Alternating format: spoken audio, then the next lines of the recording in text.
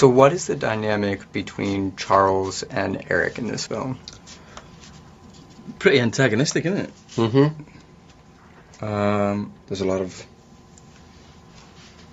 loss, Hurt, turmoil, pain. love, anger. Reconciliation. Not yet. Really? Well, We're doing a little bit, yeah. There's like a false reconciliation that seems like it's going to... I won't give it away. I'm not sure it is false. I think it's Yeah. genuine, and but you know, again, sort of, it's just a very sort of different means that these two men take in terms of achieving what they believe to be the best outcome for mutant society, and so that will mean that there'll always be conflict there. But I think the respect is great still.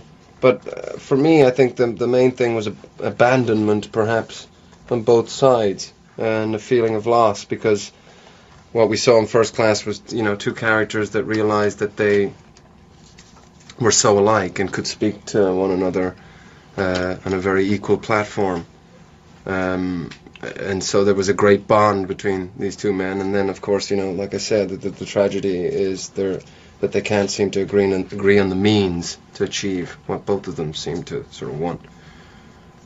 And did that dynamic come through? What was the dynamic like between you two on set? None of that was there. There was no dynamic. He was absent whenever I was on camera and vice versa. We don't like to get in each other's way, because when I'm being that good, I don't really need to be looking into his eyes, being all glazed over and tired. And Tennis like ball is that. good enough for James. Yeah, I mean, yeah. Gotcha. James, when we meet Charles in this story, he's deeply troubled. What's happened to him? He has, you know, he's suffered great physical trauma, and in his eyes, like Michael just said as well, he feels abandoned by Eric and by Raven as well. Raven, and she ain't been Raven in a long time. Mistake. And and so he's. I think he was dealing with that all right for a little while, but it started to eat away at him, and he's crumbled. He's got a lot of shame. He's carrying a lot of shame because he has given up, and he's got a lot of self-loathing. And so he's hiding from the world, and he's resorted to drug abuse and alcohol abuse, and he is a mess. He stopped cleaning himself. He stopped cleaning regularly, which is actually for psychological health. Cleaning daily is a massive thing for your psychological health. Yeah. Absolutely.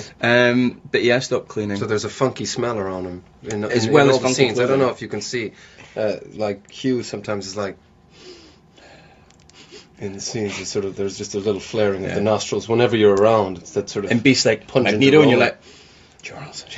So that's why he's friends with Beast. Charlie. They can get along. Exactly. And when we saw, last question, when we saw Eric last in First Class, he had allied himself with Mystique.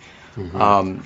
So what's happening with the three of them, Charles, Mystique, and Magneto in this film? Well, you know, I think, you know, Mystique and Magneto have been, the war has been alive since they left that beach in Cuba, and we lost a lot of our comrades or colleagues, and then of course Magneto gets arrested, so she's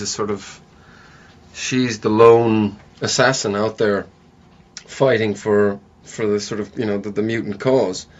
So I haven't seen her, you know, but the next thing that I find out is that she's a threat to mutant survival, because her DNA and her genetic makeup is going to be used to create these sentinels, which essentially are going to wipe us out in the future.